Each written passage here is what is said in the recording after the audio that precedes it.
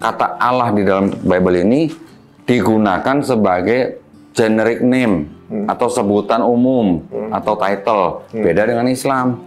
Kalau di Islam kata Allah itu adalah nama daripada Rob kita, gitu kan? Siapa Tuhanmu? Allah. Kalau di Bible kata Allah itu bukan sebagai nama, tapi sebagai sebutan. Kayak Tuhan, kayak presiden gitu. Nah, gitulah. Oh, gitu. Ya, bedanya di situ. Tapi apakah artinya ini sama semua? Kurang lebih sama, tapi ada perbedaannya hanya di diksi, terminologi. Nanti ada Bible yang istilahnya menggunakan kata Yesus Kristus. Kalau yang ini ada pengakuan ya, ada pengakuan dari si penerjemah ini. Kalau untuk orang Kristen, kita kasih Bible yang pakai nama Yesus Kristus. Tapi ini dibuat untuk siapa? Yang pakai nama Isa Al-Masih? Untuk Islam kira-kira. Buat orang-orang Muslim kasih. Baca nih. Tuh, Isa sama Yesus tuh sama. Tuh. Jadi teman-teman, ini kita konten ini untuk menjawab itu ya, apakah sama atau enggak, dan ternyata banyak kesamaannya. Banyak kesamaannya, apakah sebuah kebetulan ya kan? Apakah memang orang yang sama gitu? Tinggal dinilai sendiri aja, karena pasti masing-masing punya pendapatnya masing-masing. Gitu ya. Ini ibaratnya sesuatu yang berarti nih, saya juga tetap menghormati teman-teman punya keyakinan. Assalamualaikum warahmatullahi wabarakatuh. Berjumpa lagi dengan Dr. Akal ya di channel kesayangan kita, Dr. Akal HMC. Tapi kali ini saya sendirian, nggak bersama Uniriva karena kita sedang tidak mereaksi. Ya, kita tidak sedang mereaksi ataupun meluruskan fitnahan-fitnahan para polikordus. Tapi di sini saya ingin menampilkan satu video yang tentu saja sudah ditunggu-tunggu oleh masyarakat, yaitu bagaimana Kodonditan mengajarkan Arie Untung tentang diskusi lintas iman.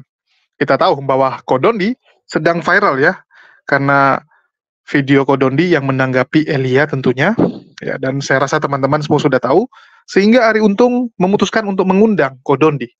Di sini Arie Untung mendengarkan banyak hal, termasuk bagaimana Kodondi membongkar ajaran-ajaran ya, yang sebenarnya ada kemiripan dengan ajaran-ajaran terdahulu. Ini kok bisa gitu kan? Dan ini satu pelajaran yang luar biasa. Tentu saja teman-teman wajib menonton secara full ya, karena di sini dibongkar semua teman-teman. Ngeri ya. Dan bagi teman-teman yang nggak kuat mental, mending jangan nonton daripada nanti kalian banjiri komentar atau kolom komentar saya dengan cacian dan makian. Ya, kalau mau marah jangan kepada saya karena bukan saya yang membongkar. Di sini saya cuma ikut menampilkan video tersebut. Kalau mau marah ya silahkanlah marah sama orangnya. Jangan kejang-kejangnya sama saya. Lucu sekali ya. Nggak sanggup menghadapi Kodondi nanti marahnya ke orang lain. Kadang-kadang memang teman-teman kita nih ada kelainannya ya, saya lihat. Dan bagi teman-teman yang merasa bahwa Kodondi cuman ngomong-omong kosong, ya silakan kalian tantang beliau. Kodondi sampai sekarang nih masih menunggu. Ya, masih menunggu teman-teman sebelah yang berani untuk berdiskusi secara langsung ya, bukan lewat online tapi secara langsung. Karena ini satu hal yang sangat dirindukan untuk bisa berdebat secara langsung. Ya, nanti disediakan hotel, disediakan akomodasi, bahkan dikasih uang saku, ya dikasih bayaran, honor, fee. Yang penting berani datang, dan yang paling penting bawa data. Jangan cuma modal congor ya, jangan cuma modal hujatan, tapi bawa data, bawa literasi. Kita diskusi, ada timer, ada yang jadi moderator, ya, ada moderator, terus juga tempatnya jelas. Keamanan, fee, semua dijamin. Harga diri yang tidak dijamin ya. Karena salah-salah pulang akan membawa malu. Itu sih. Oke, tanpa berlama-lama lagi kita saksikan aja bagaimana Kodondi menjelaskan kepada Arie Untung dan apakah Arie Untung ingin menjadi seorang pendebat. Kita cek. Mungkin karena gini, karena setelah ada podcastnya Dr. Richard sama Elia itu, kan saya diminta nih sama subscriber, sama teman-teman untuk bikin reaction. Ya. Gue sendiri belum nonton video utuhnya tuh belum nonton. Nah, tahu-tahu ada teman dari channel lain datang nyodorin video, langsung suruh bikin reaction. Nah, kalau gua kan biasa kalau bikin reaction itu ngomong selalu harus nunjukin sesuatu. Datanya ada. Nah, gua tunjukin barangnya, ada alat peraganya. Silakan dibaca sendiri gitu. Dari situ mungkin rame pada minta Dr. Richard untuk undang gua gitu. Untuk dialog langsung maksudnya? Untuk dialog. Akhirnya gimana pas dialog langsung? Tapi ternyata pada waktu gua datang, sebenarnya Dr. Richard itu sudah merencanakan untuk mempertemukan gue dengan Elia di dalam satu frame gitu. si Elianya nggak datang gitu. Nah terus si Dr. Richardnya kan berusaha merayu si Elia untuk datang pakai VN gitu. Nah di VN itu ternyata bocor gitu. Oh. VN itu bocor. Loh, kenapa dipublikasin VN-nya? Yang bocorin bukan Dr. Richard dan timnya. Oh. Yang menerima VN itu yang bocorin gitu. Nggak ketahuan maksudnya apa? Ya nggak ketahuan. Ya pokoknya heboh aja gitulah. Oh, jadi Nah, di VN itu ada kata-kata misionaris, ada kata-kata mewartakan Injil gitu. Jadi orang jadi berpikir, "Oh, ini Dr. Richard juga misionaris dong kalau gitu. Berarti acara misionaris dong." Pemikiran netizen jadi gitu. Seperti sebuah wasilah juga ya, ibaratnya kontennya Dr. Richard ternyata banyak membuka peluang komunikasi. Orang jadi mau belajar kan. Yeah, jadi kejadian Palestina sama Israel ini banyak orang baru paham. Nggak taunya sekarang sudah 75 tahun dijajah. Orang kan taunya Palestina tuh teroris aja, nyerang-nyerang masyarakat tuh, pas tahu ternyata inilah kebenarannya gitu ya. Mindset orang bisa berubah gitu. Bisa berubah gitu. Tapi kemudian ketika ada konten seperti itu membuat kita juga boleh melakukan konten ini kan. Boleh. Secara Islam kita dilarang untuk menghina keyakinan lain. Kan? Itu dilarang kan. Jadi kita nggak pernah kemudian membuat konten langsung itu gitu kan ibaratnya. Nah, ketika kemudian ada hal seperti itu, maka hak kita juga untuk meluruskan secara akidah gitu ya. Nah, mungkin ada beberapa part yang mungkin nggak sempat jadi belum sempat ada diskusi dengan Elianya itu ya, belum sempat ya. Nah, jadi pada waktu hari saya datang itu yang datang wakilnya si Elia. Oh, ada hierarkinya juga ya. Ada perwakilan dari Elia gitu untuk bicara dalam satu podcast itu. Jadi pada waktu podcast itu ada Dr. Richard, ada perwakilan Elia dan saya bertiga gitu jadinya. Pembahasannya seputar? Pembahasannya ternyata topiknya dibatasin hanya topik Yesus dan Isa itu sama atau beda, udah gitu doang. Yesus dan Isa sama atau beda? Iya. Belum lihat tapi. Ya memang belum ditayangin. Oh, kita boleh sekarang. Oke, kalau menurut Kodoni sendiri, Yesus dan begini, kalau untuk Muslim, Yesus dan Isa sama atau beda? Doesn't matter kalau kita sih. Mau sama boleh, mau beda juga boleh, kan nggak berubah keyakinan kita juga. Ibaratnya kan Nabi Isa yang kita yakini Nabi Isa, kayak gitu. Maaf, apakah itu profil yang sama dengan yang yakini sebagai Tuhan oleh teman-teman di akidah lain? Itu urusan mereka gitu. Jadi maksudnya nggak ngerubah apapun di kita sih sebenarnya. Kita mau sebut Nabi Isa Al-Masih atau Nabi Yesus juga boleh. Boleh karena di dalam Quran terjemahan bahasa Inggris juga ada yang menerjemahkan dengan Jesus. Dia di bahasa Inggris. Bahasa Inggris. Gitu. Iya. Jadi buat kita, buat Muslim, Isa, Jesus sama orangnya. Ketika ada yang punya teori seperti itu pun terserah dia gitu. Iya, itu hanya perspektif orang yang berbeda. Gitu. Bisa ada yang setuju atau yang enggak gitu. Sekarang ngomongin mengenai dari pandangan Kodoni yang pernah sebagai seorang Nasrani dan sekarang seorang Muslim, sama nggak sih? Sama, orangnya yang sama ya. Orang yang sama. Profilnya sama, sosoknya sama. Cuman dipandang atau di perspektifnya yang berbeda antara Kristen dan Islam. Kristen sebagai Tuhan, Islam sebagai Kristen sebagai Tuhan, di Islam sebagai Nabi utusan Allah. Di Kristen diceritakan dia mati di atas kayu salib, bangkit hari ketiga, kemudian diangkat ke langit. Kalau di Islam kita diceritakan Nabi Isa Al-Masih itu tidak dibunuh dan tidak disalib, tetapi dia langsung diangkat. Gitu. Nah, bedanya di situ.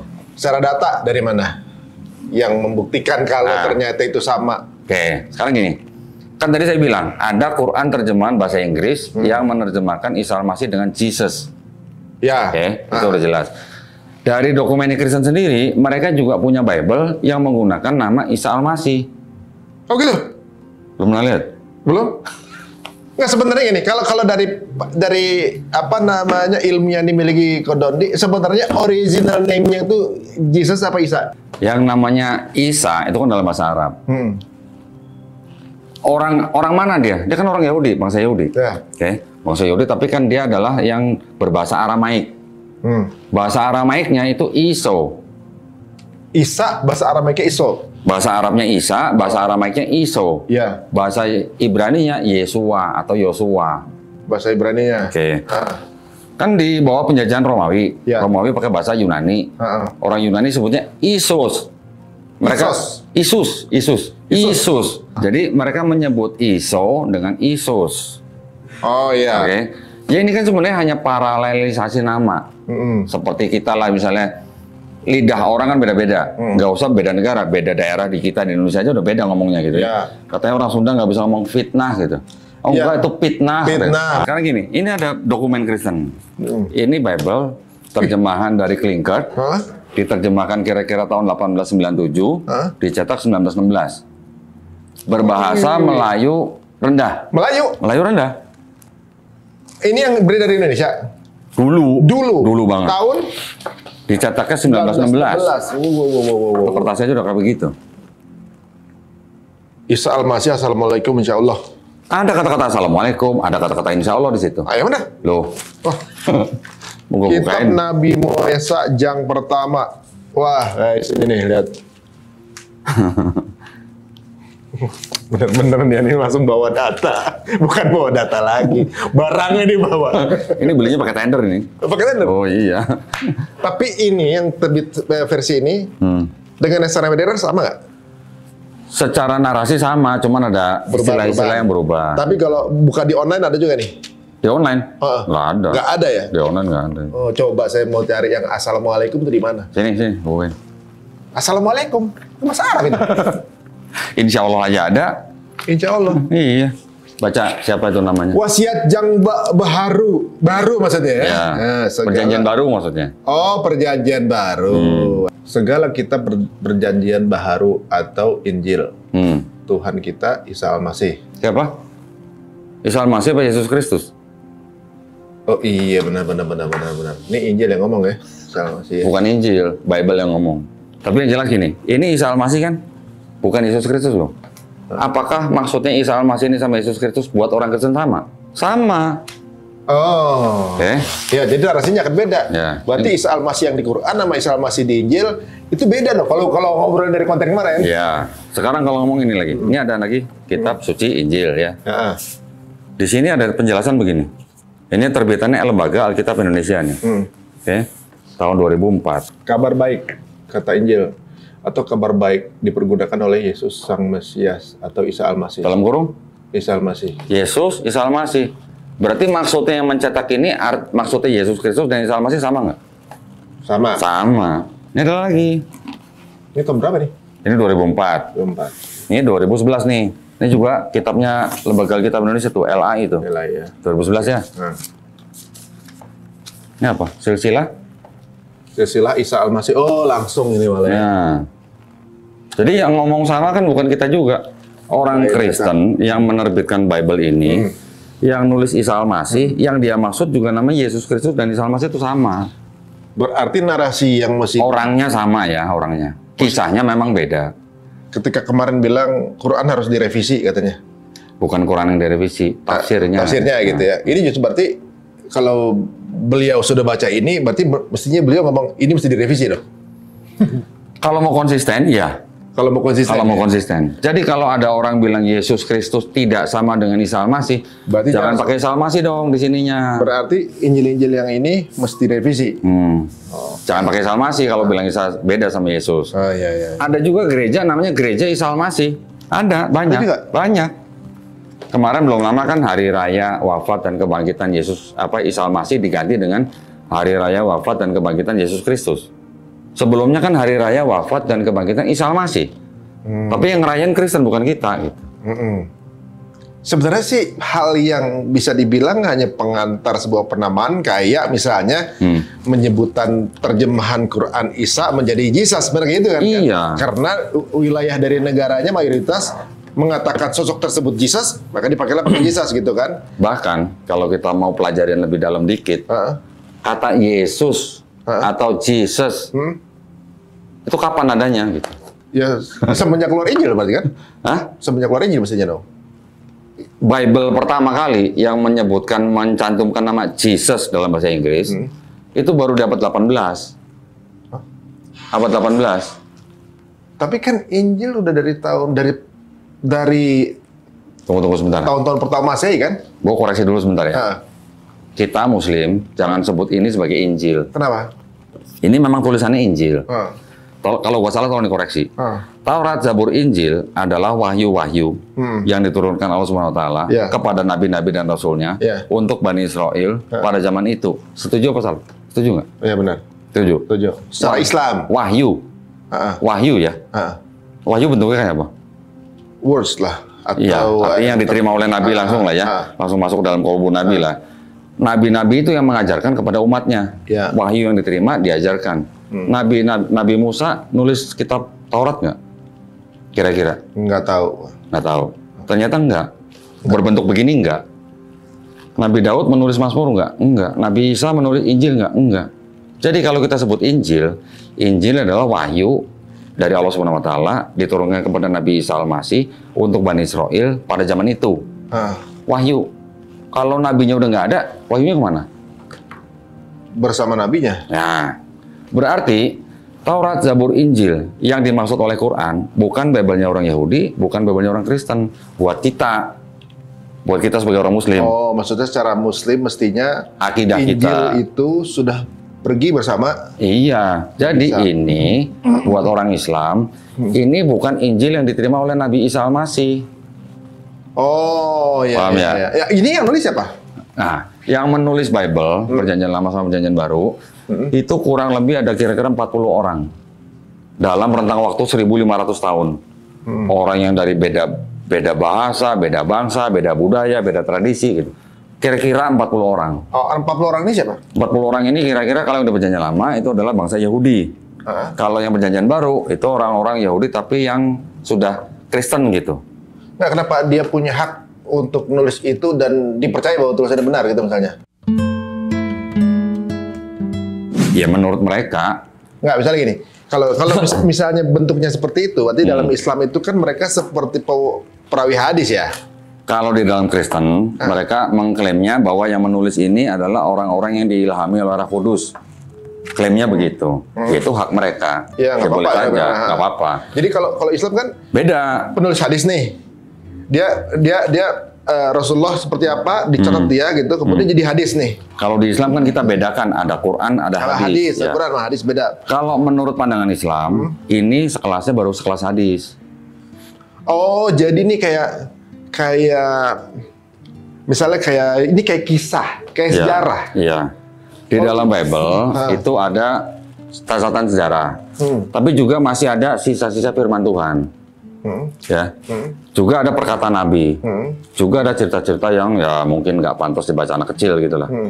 Kan ada dua bagian nih, ada Perjanjian Lama, ada Perjanjian Baru. Yang Perjanjian Lama ini sebenarnya berasal dari kitabnya orang Yahudi.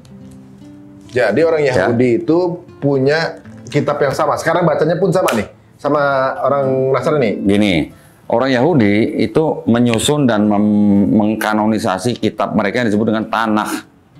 Tanakh itu singkatan dari Torah, Nevi'im, Ketuvim. Oke, itu ditulis dalam bahasa Ibrani, disusun kira-kira abad ke-5 sebelum Masehi. Berarti kira-kira 500 tahun sebelum ada Yesus. Ya.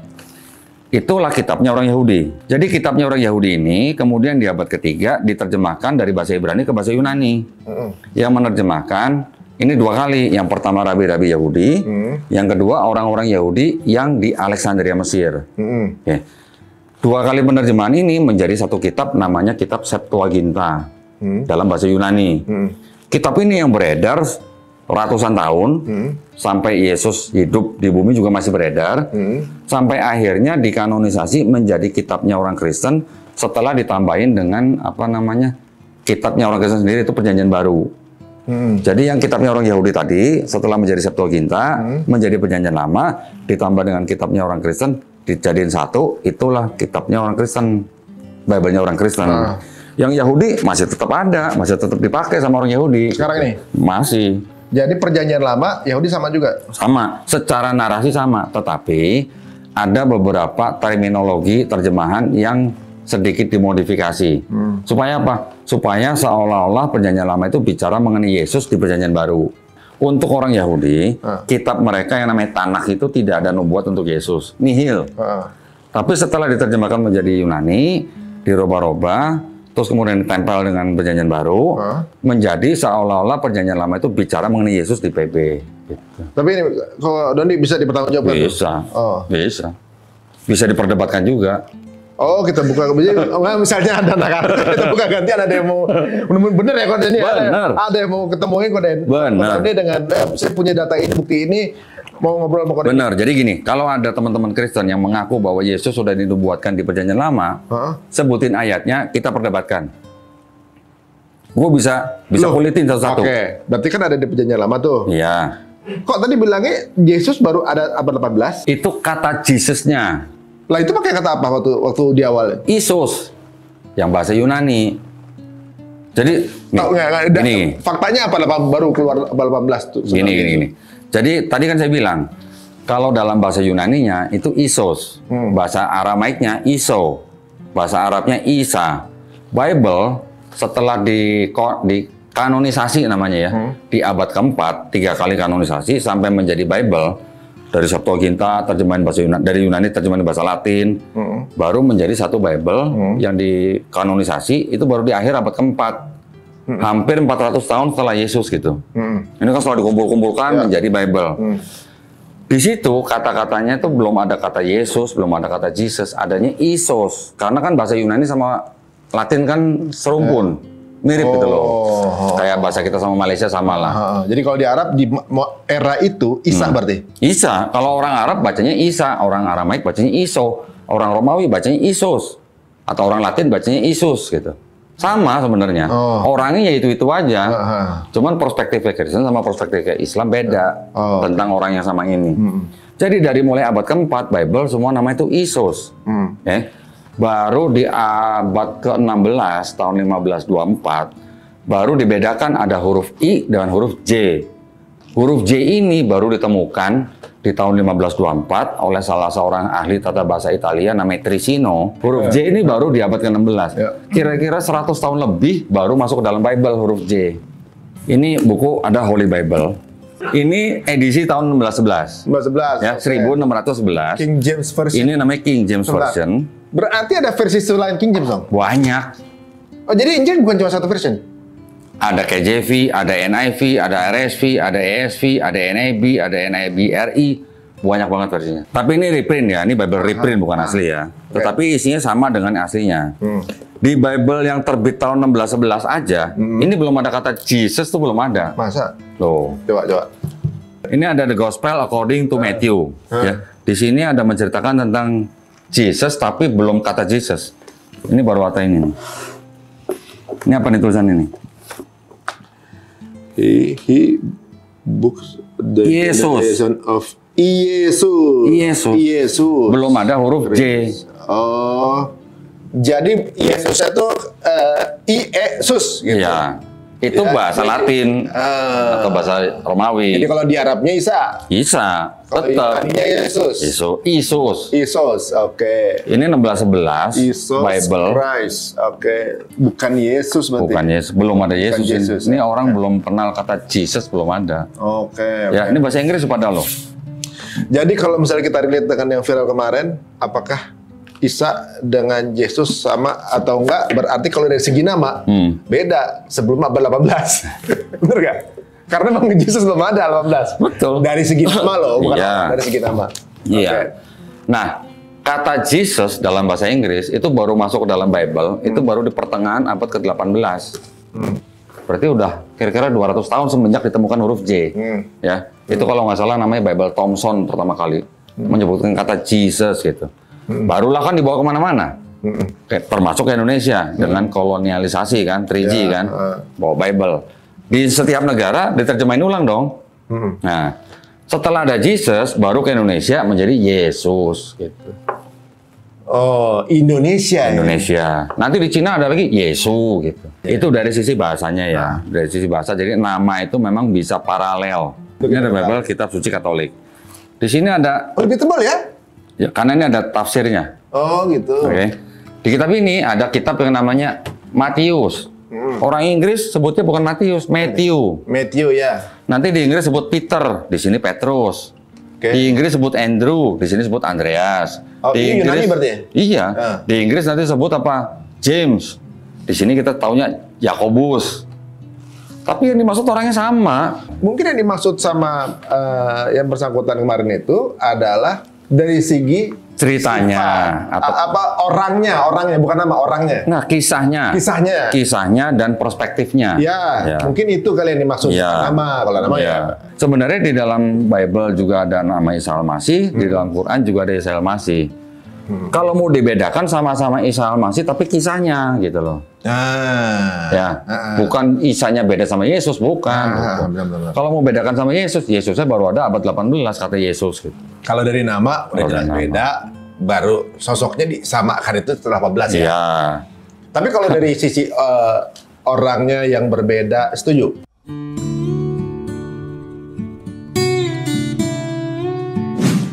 Kalau orang yang berbeda saya nggak setuju. Karena orangnya samanya di mana? Karena gini, ciri-cirinya banyak yang sama. Contoh. Nabi Isa Al-Masih atau Yesus Kristus punya sama-sama ibu yang namanya Maria atau Maryam. Ya. Maryam sama juga transliterasi tuh, ya kan? Nanti ada Jibril. Sama juga kan? Nabi Isa Al-Masih atau Yesus Kristus sama-sama punya ibu namanya Maryam. Di tahun yang sama? Tahun nanti bicara sejarah. Oke. Sama-sama lahir dari perawan suci. Ya. Betul kan? Kita juga mengakui itu kan? Sama-sama diutus untuk Bani Israel. Bible juga bilang begitu. Sama-sama tidak meniadakan Taurat. Iya. Ya. Sama kan? Itu kan ciri-ciri kesamaan. Apa mau dihilangkan kesamaan itu? Enggak dong. Nah, saya juga sebenarnya nggak sama-sama diberikan mukjizat. Ya, mukjizat banyak yang mirip ya. Banyak yang mirip kan? Betul kan? Kalau penjelasan beliau kemarin itu bedanya di part mananya yang membuat tuh jadi beda?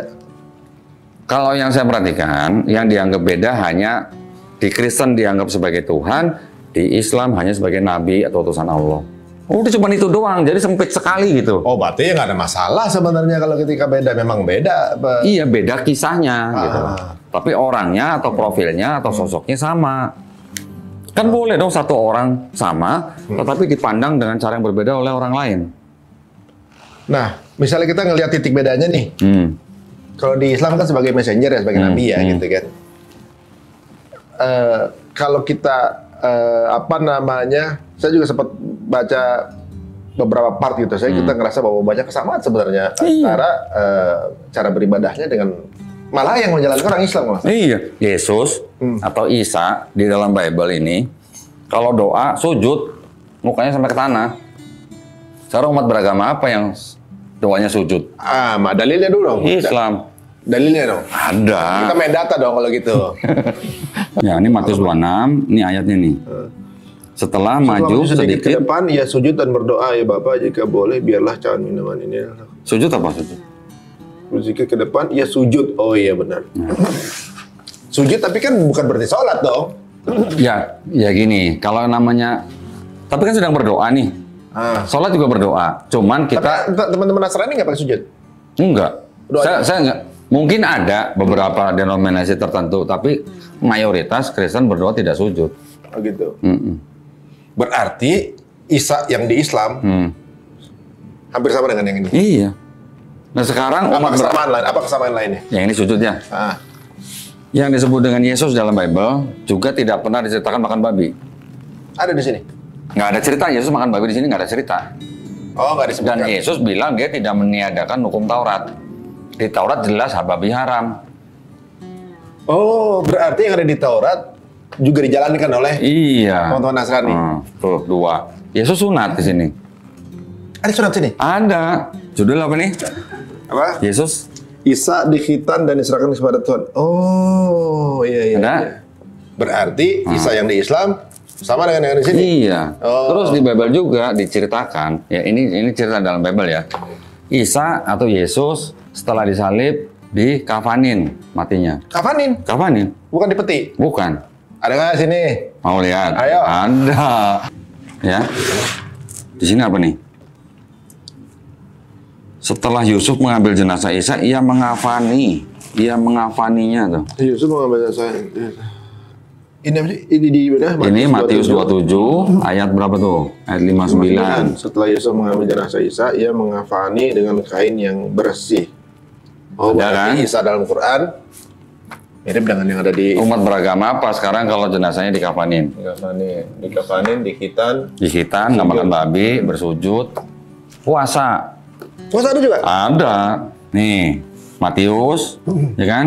Pasal 4. Dan nih, ia ada berpuasa kan? Baca terus. Iya berpuasa selama 40 hari, 40 malam.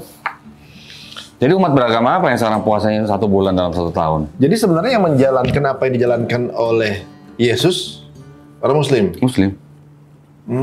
Jadi kalau begini ngelihat tanda-tandanya atau ngelihat yang dilakukan oleh istilahnya kalau ngelihat sunnah Yesus lah gitu ya di dalam Bible. Yang menjalankan kita sebenarnya sunat, nggak makan babi, puasa, mati dikafanin. Terus yang membuat beliau ini kan berarti kan kalau di dalam Islam ini ciri-cirinya seperti seorang nabi ya, gitu. Ya, memang dia juga ngakunya nabi. Dari mana dia ngomong dari ngaku nabi? Di sini dia bilang seorang nabi tidak dihormati di tempat berasal gitu. Dia ngomong kalau dia nabi. Iya. Dia ada kalimatnya di sini. Dia memberikan perumpamaan. Seorang nabi tidak dihormati di tempatnya dia. Yahya atau Yohanes 4:19. Oke. 19 ya. Kata perempuan itu kepadanya, ya Tuhan tentunya engkau adalah seorang nabi. Kan perempuan yang ngomong, saya salah. Iya, jadi orang juga menyebut dia nabi, dia juga memberi perumpamaan bahwa seorang nabi tidak dihormati di tempat dia berasal, artinya perumpamaan buat dia juga. Tapi setiap nabi itu kan menyampaikan wahyu. Kalau dari dalam Islam dia kan menyampaikan kata-kata Allah. Ada juga kata-kata begitu. Aku sudah menerima firman yang kuterima dari Bapa dan sudah kusampaikan kepada umatku. Aku diutus hanya untuk domba-domba yang tersesat dari bangsa Israel. Ada semua itu ayatnya. Tapi ada syahadatnya misalnya. Nih, baru aku mau kasih lihat. Ada syahadatnya? Ini baru aku mau kasih lihat nih. Yohanes 17 ayat 3. Ayat 3 nih. Inilah hidup yang kekal. Yaitu bahwa mereka mengenal engkau sebagai satu-satunya Allah yang benar dan mengenal Isa Al-Masih yang telah engkau utus. Syahadat bukan? Oh, asyhadu alla ilaha illallah, asyhadu anna Isa Rasulullah. Iya. Di dalam Bible ini masih ada sisa-sisa kebenaran, masih ada. Tetapi kita sebagai umat Islam jangan memandang ini sebagai keseluruhannya sebagai firman Allah. Yang sesuai dengan Quran kita masih boleh terima, tetapi yang tidak sesuai kita harus tolak. Contoh misalnya, di sini diceritakan bahwa Yesus atau Isa dibunuh dan disalib, ya kan? Dikubur, bangkit hari ketiga. Di Quran udah jelas, Isa tidak dibunuh dan tidak disalib. Nah, kan berbeda ceritanya kan? Yang seperti itu berarti Quran sudah mengoreksi dan sudah menjelaskan. Di part itulah kemudian ketika beliau Yesus dan Isa ini beda, nah disitulah bedanya. Begitu. Di sisa yang lainnya seperti sirah ya. Tetapi pesan daripada Nabi Isa Al-Masih di dalam Bible ini, pesannya masih sama dengan pesan di Quran. Di Quran juga Isa berpesan atau memberi pesan kepada Bani Israel, sembahlah Tuhanku dan Tuhanmu. Pernah baca? Di Al-Maidah kan ada tuh. Sekarang bacaan lagi nih. Sama di sininya. Nih, baca nih. 17. 17 ya. Ya 20. 17. Sabda Isa kepadanya, jangan pegang aku, karena aku belum pergi kepada sang Bapa. Tapi pergilah kepada saudara-saudaraku dan katakan kepada mereka, aku akan pergi kepada Bapakku dan Bapakmu, yaitu Tuhanku dan Tuhanmu. Sama nggak di Quran? Oh, clear sih ya. Ada pesan begini ada gitu. Berarti kalau begini kan Isa di dalam Bible ini punya Tuhan. Kasih tahu saudaramu, aku belum pergi kepada Bapakku. Kasih tahu bahwa aku akan pergi nanti ke Bapakku dan Bapakmu, Tuhanku dan Tuhanmu. Tuhanku, berarti Yesus punya Tuhan dong. Ya. Nah, cuman oleh teman-teman Kristen, sosok Yesus atau Isa ini kan digambarkan sebagai sosok yang di dalamnya ada roh Allah gitu. Mereka sebutnya roh Allah. Mereka menggunakan istilah Allah. Tetapi kata Allah di dalam Bible ini digunakan sebagai generic name atau sebutan umum atau title. Beda dengan Islam. Kalau di Islam kata Allah itu adalah nama daripada Rob kita gitu kan. Siapa Tuhanmu? Allah. Kalau di Bible kata Allah itu bukan sebagai nama tapi sebagai sebutan. Kayak Tuhan, kayak presiden gitu. Nah, gitulah. Oh, gitu. Ya, bedanya di situ. Tapi apakah artinya ini sama semua? Kurang lebih sama, tapi ada perbedaannya hanya di diksi, terminologi. Nanti ada Bible yang istilahnya menggunakan kata Yesus Kristus. Kalau yang ini ada pengakuan ya, ada pengakuan dari si penerjemah ini. Kalau untuk orang Kristen, kita kasih Bible yang pakai nama Yesus Kristus. Tapi ini dibuat untuk siapa? Yang pakai nama Isa Al-Masih? Untuk Islam Kira-kira. Buat orang-orang Muslim, kasih. Baca nih. Tuh, Isa sama Yesus tuh sama. Tuh. Jadi teman-teman, ini kita konten ini untuk menjawab itu ya, apakah sama atau enggak, dan ternyata banyak kesamaannya. Banyak kesamaannya, apakah sebuah kebetulan ya kan? Apakah memang orang yang sama gitu? Tinggal dinilai sendiri aja, karena pasti masing-masing punya pendapatnya masing-masing. Gitu ya. Ini ibaratnya sesuatu yang berarti nih. Saya juga tetap menghormati teman-teman punya keyakinan dengan kitab agamanya. Mau lihat nggak sesuatu yang menarik di Bible itu? Apa tuh? Nih, lu tunjukin. Ini kitabnya, itu ada 73 kitab semuanya. Ya. 73 surah lah kalau di Quran ya. Kalau yang Protestan, itu 66 surah. Jadi beda 7. Ya. Kenapa gitu? Katolik, Protestan, beda 7 surat. Karena 7 kitab. Karena 7 itu yang disebut dengan Deuterokanonika itu oleh Protestan tidak dianggap sebagai firman Tuhan. Jadi ditolak. Ada part yang nggak diambil gitu ya? Ya, ada 7 kitab yang tidak diakui oleh Protestan. King Arthur ya? Luther. Martin Luther. Sedangkan Katolik yang 73 menolak sekian kitab yang di Ortodok. Ortodok 78 kitab, ini 73 kitab, jadi beda berapa? 5. Katolik menolak yang 5 itu. Ortodok 78 menolak yang 3 dari Ethiopia. Jadi Ethiopia 81 kitab, Ortodok 78 kitab, Katolik 73 kitab, Protestan 66 kitab. Ada selisih kitab tuh. Masing-masing alasannya apa? Ya itu, oh yang ini bukan firman Tuhan, tolak. Nggak taunya firman Tuhan atau bukan? Ya mereka menganggap ya, dari tradisi mereka, ini bukan firman Tuhan, ini cuma cerita sejarah. Tolak. Oh, kalau gini, nggak memandang apa masalah ini ya. Misalnya dalam Islam kita dilarang ngambil ajaran, kita harus kafah kan, nggak boleh prasmanan, nggak boleh ngambil pilih-pilih yang kita suka doang, gitu. Ketika kemudian Allah mintanya begitu dan itu nggak mengenakan buat kita, ya telan tuh pil pahit. Kita harus terima, Sami'ana wa ata'na. Dari zaman dulu sampai sekarang, betul. Nggak boleh ada perubahan sedikit pun, walaupun lu suka nggak suka lu terima itu, gitu kan? Gitu. Tapi kalau ini berbeda-beda kitabnya, jumlah kitabnya berbeda-beda. Karena memang di masa itu nggak cocok mungkin pikir atau gimana? Karena kelompoknya terlalu banyak, jadi mereka kan punya hak sendiri gitu loh. Kalau yang ini gua nggak mau pakai. Tapi ditambahin juga nggak? Ditambahin apa? Ketika ngilangin, ditambahin yang lain gitu? Enggak, jadi kalau paling banyak Ethiopia, 81 kitab, 81 surat gitu. Yang Ethiopia 78, jadi yang 3 ditolak.